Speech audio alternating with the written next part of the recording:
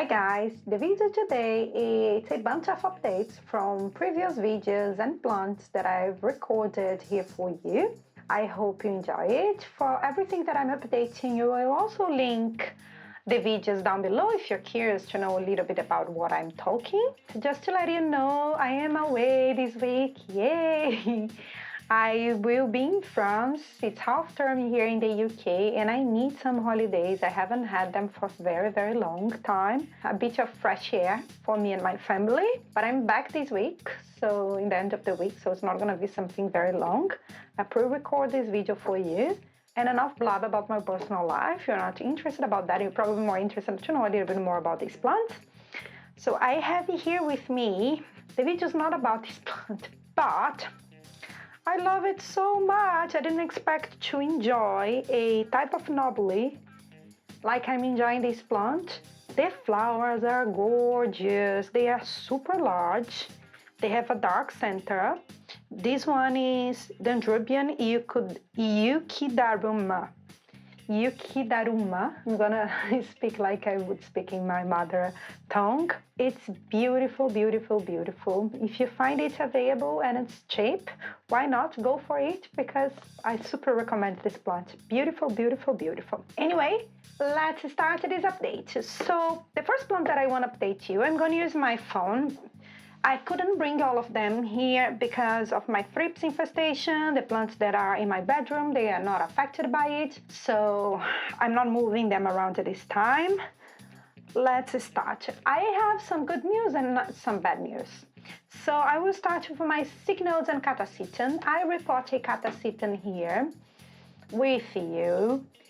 And at the time was just a bulb, a cane, with a tiny new growth that was sprouting, and I created a whole video explaining about Catasetums and everything.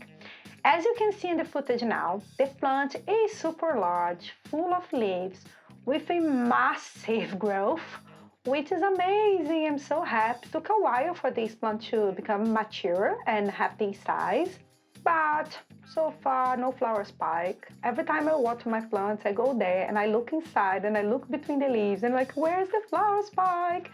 So no flower spike for my Catasetum. It's the first time that I have a Catasetum that's that large and that healthy. So I'm very excited. However, no flower spikes. So I don't know if I'll be able to see the flowers this time or not.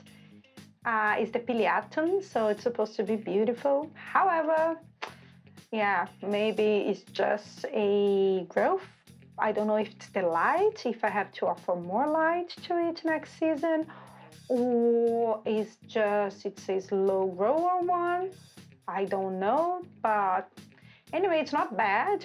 It's just like you expect to see the flowers and you create all of these expectations. The plant is extremely healthy, so I'm happy. It's just that I haven't seen the flowers. It's a little bit sad, but that's fine. The next update is about my Vanda sanderiana. So I'm starting with the good ones. We get to the bad ones soon. So I reported to here. I told you that I had many yellow leaves. So suddenly I was losing like 6 leaves at once. Something was very weird with my plant.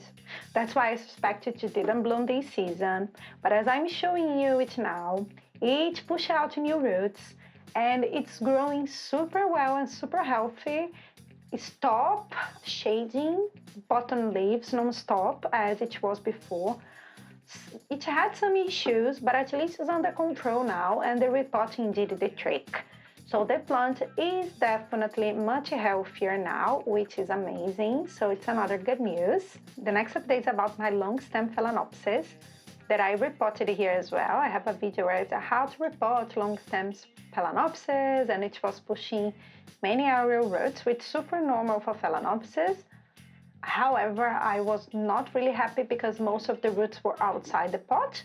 So I reported and it pushed out, I think, 2 flower spikes, and the pot is full of roots right now. I do have many aerial roots, but the flowers are beautiful, they are fragrant, and the plant seems to be doing super well. Just to show you that sometimes we repot our plants and they don't become stressed at all. Actually, they seem to be much happier than they were before. So it can also happen when you have a successful reporting and with a little bit more experience as well. So that's why I'm sharing that. And still on the happy note, before we dive into the not so happy updates, I have here this one. This one is a massive plant, and I've just showed this plant on my last video about Oncidium's intergenerics. I also report that here.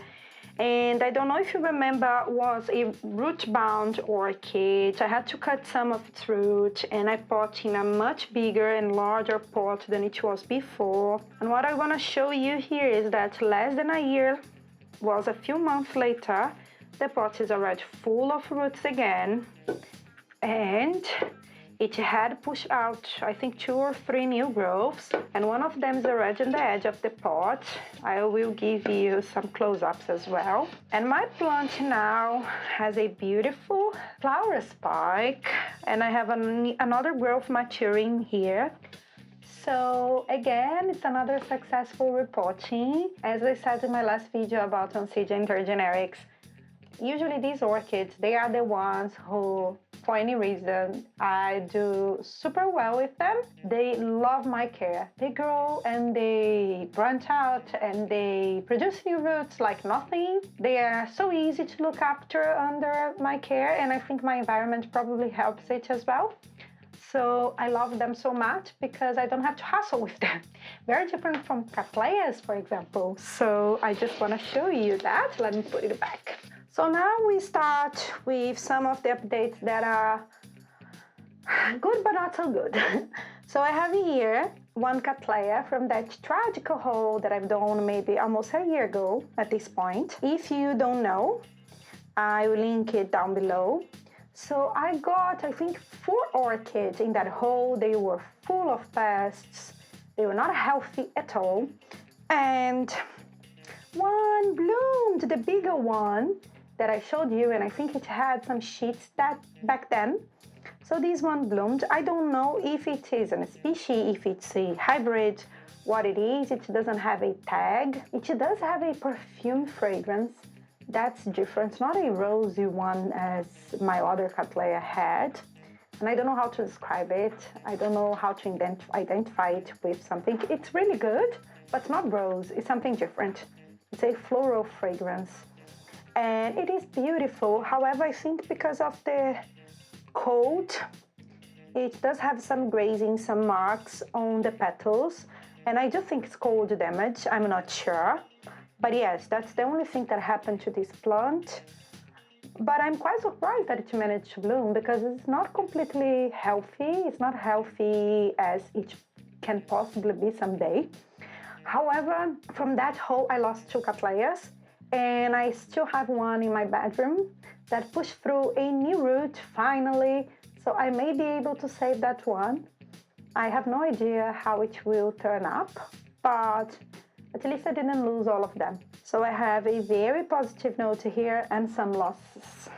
And now, with most of the negative updates, again, these plants are not here. So one of my videos I showed you an ICU chamber and how to create an ICU chamber for your orchids. So I do have one of my videos about gambling with orchids that I placed most of that sick orchids inside this ICU chamber. Some are doing very well. But this video where I try to recoup some orchids, I think 4 orchids maybe, or 3, I think which was 4 orchids. And I create ICU chambers for them. I had my Phalaenopsis tetraspis there. I had a Miltoniopsis there, the her Alexander. And also I had, I think, oh gosh. Anyway, I'll link the video down below. I don't remember the name of the 3rd plant.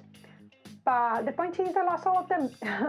And I lost all of them very quickly. So I remember, which was my Sediria japonica. So as soon as I placed them inside the chamber, they suddenly died like nothing. So I suspected they were already very, very sick. So the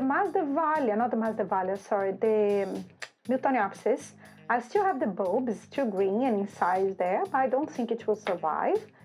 And the only one still alive, and I think it pushed through a root, is my Angraecum leonis.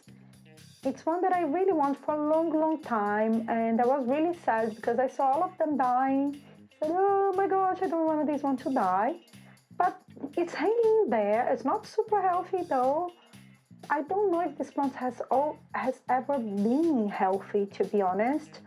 But it's not completely dead, which is really, really good, which makes me happy. Not a successful thing. It was very unfortunate that I lost all of that orchid. I've been losing a few because of thrips, but it's sad when you try to save and you don't succeed, but it can happen because your plant can have some illness or something affecting them that's not under your control. So although we can have some successful reporting that I showed you, we can also maybe be able to save some of your orchids or some new orchids. But sometimes we lose them as well because they are living beings. And it's sad, but it happens and happens more than we can think of. Let me know if you have lost any orchid recently or any other houseplant. And that's what I want to show you today. That's what I want to talk about. Not only about flowers, but also about plants that I lost.